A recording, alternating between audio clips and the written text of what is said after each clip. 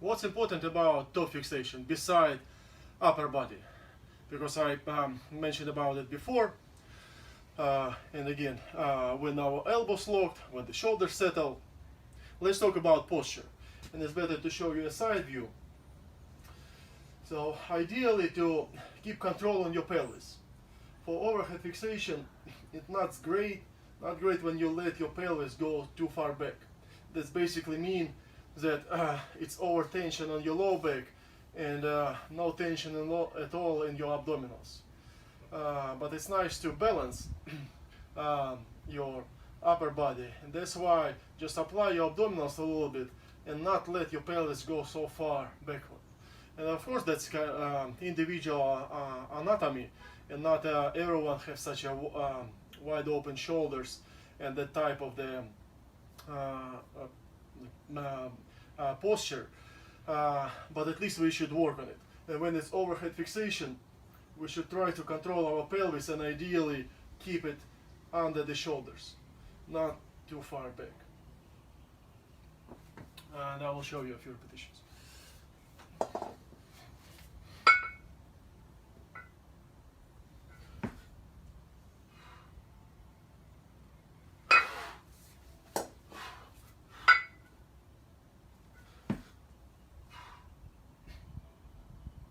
So a little bit control to your low back from the front.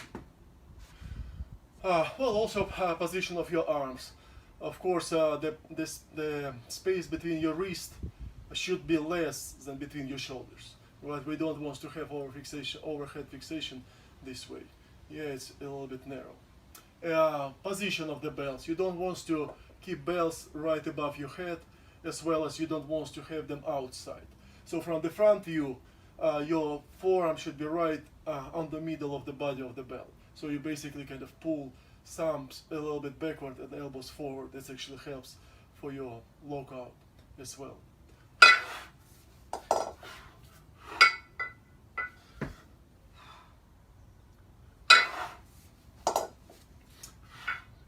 And if we talk about side view, also you shouldn't move your arms too far back.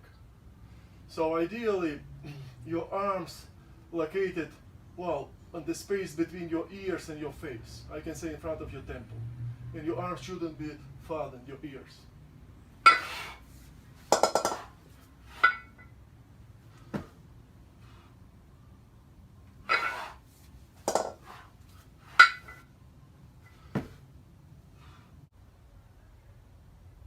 Then important to say also how we catch bells over the head. And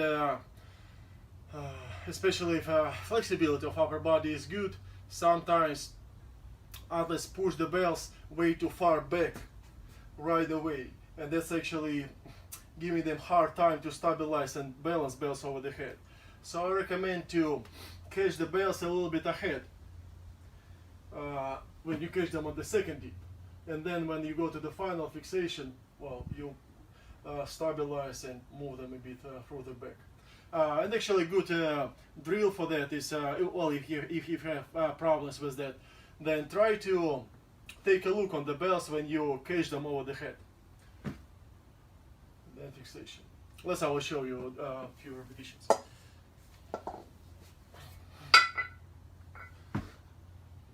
So if you see the bells, it means that it will never be too far backward. And then when it's time for overhead fixation, you move the chin down and you look forward.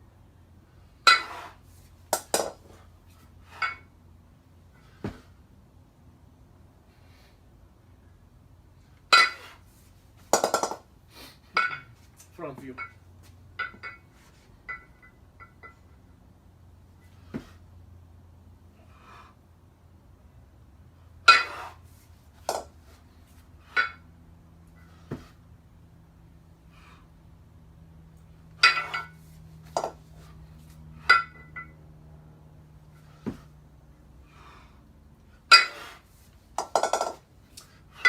And it will take you probably a few training, and then you will realize that you even don't need to really look on the bells, and you will feel their position and you will be able to look forward always.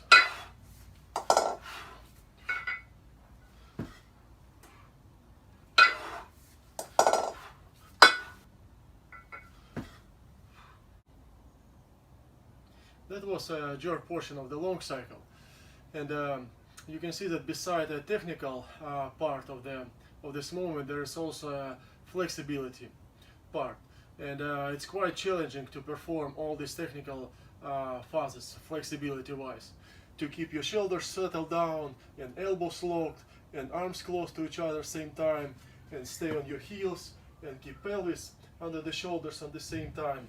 So we need to work on it. We need to do the stretching exercises all the time. So every time you work on your kettlebell sport technique, when especially you do this jerk portion, if you feel your upper body tight, your shoulders tight, mix it with stretching exercises, and that's how you will get the best result and most effective training routine. Thank you for watching.